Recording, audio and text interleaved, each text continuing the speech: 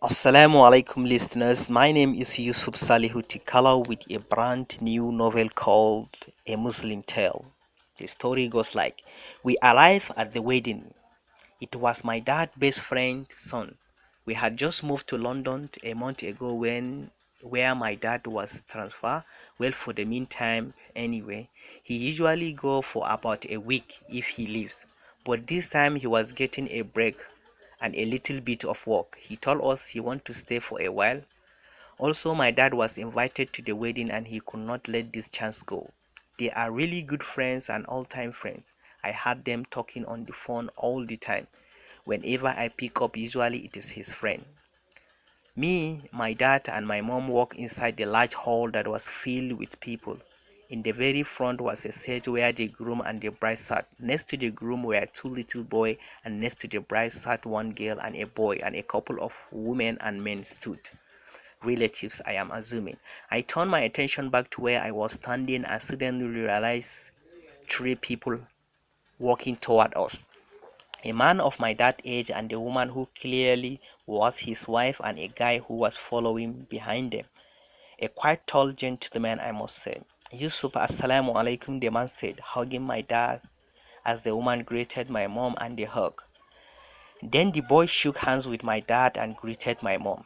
I am so glad you guys are here. This is my son Amir and my older one who's over on the stage is Khalid, the man said as the boy smiled. The boy had a very nice stone face and his green eyes stood out. He was not slim, nor was he bulky. He had a nice built body that made him appear to look thin because of how tall he was. He resembled the mother in some ways but did not in some. His eyes were the same color and shape as his mother's. Did I just check him out? That too openly, I am pretty sure no one noticed. I was just looking because, hello, I want to know how the British people dress. MashaAllah, I finally get to see your son. He's very handsome. Look like he got your look, my dad says as they laugh. Such a dad thing to say. This is my daughter Amira, my mom said, holding my arm. I gave a smile and they returned it. MashaAllah. Oh, she's beautiful, just look like her, the woman said, and I smiled. I know they were only saying so to be polite. I was not beautiful, nor was I someone you want to give a double glance at. Just that average girl. To be very honest, there was not anything special about my looks. You know, when you look at someone and they have those few or even one thing that stand out so nice, and you just be like, yeah. I was not like that. I had common brown eyes, no luscious lashes, and to add on that, I had angry looking brown. I guess clear skin was my only flaw. Sad. My body was flat and shapeless, but you know what, you get used to it. Who I am. Supposed to impress anyway. Who cares? Seriously, who cares? And to give evidence to my theory, one time we were at a house party and all my cousins and I were dressed up and me and my two cousins were greeting this woman. You wanna know what she said? I said salam and she replied, but when my two other cousins came, she literally stopped them and looked at them and said, oh gosh, you two are so beautiful. MashaAllah, I feel like I found my daughter's in-law. May Allah bless you too. You can picture my position. I literally just stood there like an idiot, like I am the girl that came from a dog. How do you do? I don't know. If it was cause they had actual makeup and I like had a shape, but I'm pretty sure that was not the case. I feel really insecure. My cousin did not notice because I was never open about how I feel about myself. Anyways, I'm over it. I don't compare myself to other. It is just sometimes I notice my manly figure. I am 23 and I was mistaken to be 16, 17, 18 sometimes. I had the body of a teenager and my voice was not girly and high pitched. It was not manly and I rock or husky. I mean, I am not a guy, but my voice was just not a girly. I guess you can imagine the struggle of hearing my own voice on recordings. Is that a guy talking? No, it is me sounding like a boy who has not hit the age of puberty. Lately, my auntie and cousin have been lecturing me as to why I am 23, have a job, and I am still not married. They have teased me about it for so long. like they look for chance to just mock me about marriage. My parents just say she is already reserved, but the reality that my parents won't say to my face is that we have not exactly gotten any proposal because you got no woman in you. My expectations are not high. I don't care about marriage much because I never imagined my future with another person. I picture it the way it is right now. Why don't we sit? Come on, the woman said as they took us to the table at the front. After 10 to 20 minutes of hearing the adult talk and talk about the most boring of things, I think I was gonna fall asleep. Auntie finally looked over at me and her son. I think she noticed how I feel bored and dead. Ah, why the two of you go and meet the groom and the bride, okay? Amir, go show Amiras your sister-in-law and brother. Auntie said as I nodded and got up, and so did this Amir. Yes, show me the two models. To be very honest, this lady was very nice and spoke with a nice and gentle tone. Happiness was written all over her face, and she even actually made a conversation with me instead of just with my mom. So at least she tried to make me engage in the conversation without nagging me about marriage. Cause trust me, if my relatives were here, this would be their perfect chance, like a 2 hours lecture where everyone just keep adding advice when half of what they are all babbling does not even make sense. The only thing I hear is no one's gonna marry you when you're old. Are you coming? Amir asked. He had a heavy English accent and I must admit it was nice. His voice was very deep and husky.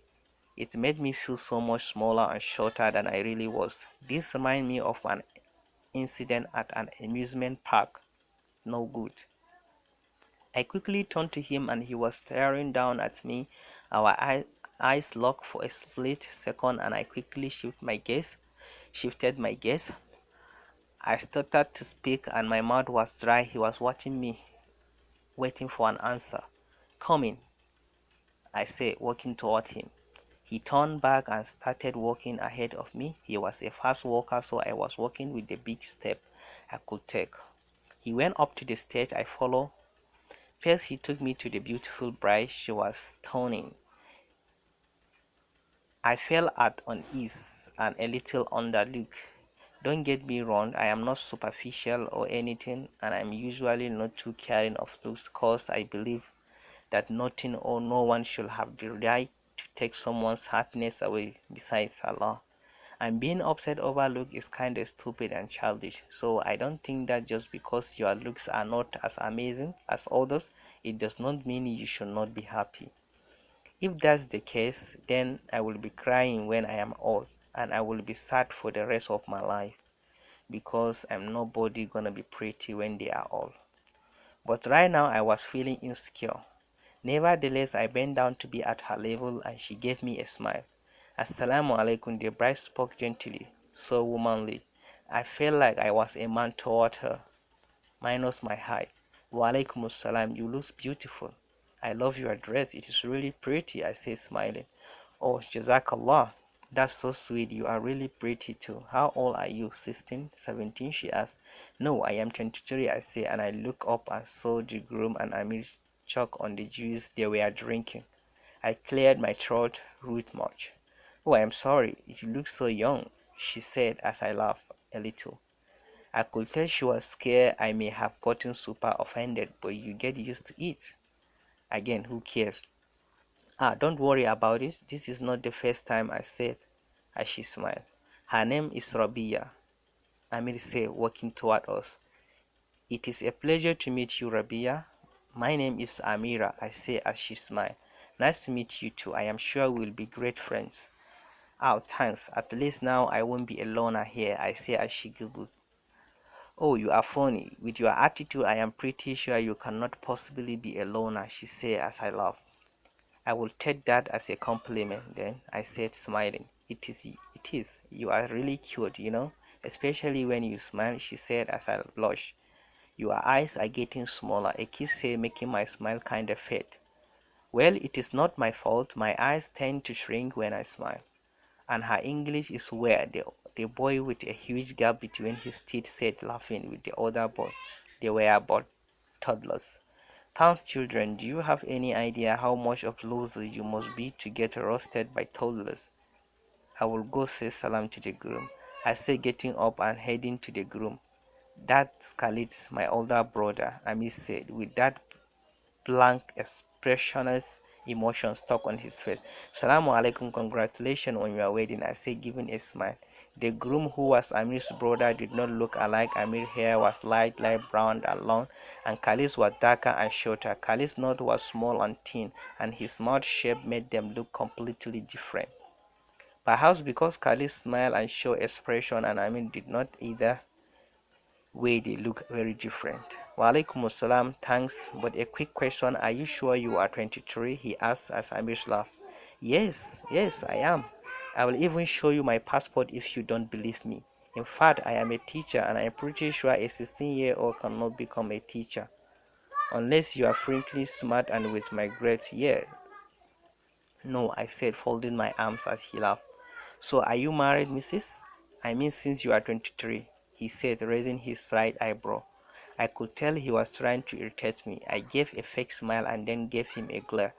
Oh, look, he is like my aunt now. Well, no, I said, gritting my teeth. Grit, gritting my teeth. Just when I thought this subject was not gonna be brought up, I had expect a lady to ask both grooms. Oh, come on. Well, then be sure to invite me in 7 years when you turn 23, he said as the two brothers chuckled. I will, don't worry. I will especially invite you when you turn to 23. In how many years will you turn to 23? 10 years? I asked as he chuckled. I looked up at Amir, who was staring at our parents. Why was he so interested in them? They are not movie stars. It's creepy to just stare at people's parents. I am joking around, but who are you? By the way, who are you? You are not from here, clearly by your accent. Khalid asked. I usually don't talk this much to the married couples, only if I know them. I don't know them, but they are tight with my parents. I am Amira Abdul, Yusuf's daughter. You are dad's friend's daughter. I said as she looked at me stoned. Wait, really? Well, this is a quite surprising, Khalid said, nodding Amir's arm. I looked at him weird. These two sure are weird. Okay, I will go now. It was nice meeting the two of you, I said, walking off the stage and toward our table, but I turned to the one more glance at Amir in case he was coming, but he was not. He stood there. I walked back to our table and my mom quickly turned to me. Amira, you are back, my mom said, a little too loud. My dad and auntie and uncle turned to me with shock written all over their face. Why is everyone acting so weird? The only normal one I have made is the bride. Can you go call Amir and tell him I am calling him, auntie said as I nodded weirdly and walked back. Something fishy was going on. Like, what's up with these people? I am dreaming. They are all giving each other weird glances. It is so creepy. I walked back to the stage and looked at Amir trying to bring out what I had lost. Why suddenly was I feel so uncomfortable? Let let's be real, tall guys are intimidating. Some of them anyways. This guy looked mysteriously and he had no expression on his face. Really, show me some sort of face expression. I mean, your mom is calling you, I said, and he nodded and walked off the stage as I followed him back. Go tell them to bring out the food, auntie said, and Amir walked off. About 15 minutes later, all the food was set and food was brought to our table and we all ate. Dessert came along half an hour, and after some more time passed and slowly everyone was leaving until everyone's gone. My parent and auntie and uncle talk and did not stop. I wanted to throw myself out of the hall. It was so boring. The loner life I'm in it. Finally the car came along and apparently we are going to their house. I'm just trying to go home. I am tired and sick of this outfit. So the bride sat in the car next to the groom and auntie and uncle sat at the front while uncle drove. Amir was gonna come in our car. Great more awkwardness in the car. Why can't he just go in his own car? Not to sound rude or anything. I'm just saying. The good part was Amir sat in the front next to my dad while me and my mom sat in the back. We reached their gigantic house with a nice big yard and gates closing in front. We sat in the oversized, rich looking living room. We drank tea and had cookies. I was dying of boredom. Finally, I was allowed to go up to Bride when the girls came, and I followed them to the room. This house is seriously massive. So listeners, we are stopping here. Please subscribe to our channel and follow us for the next story.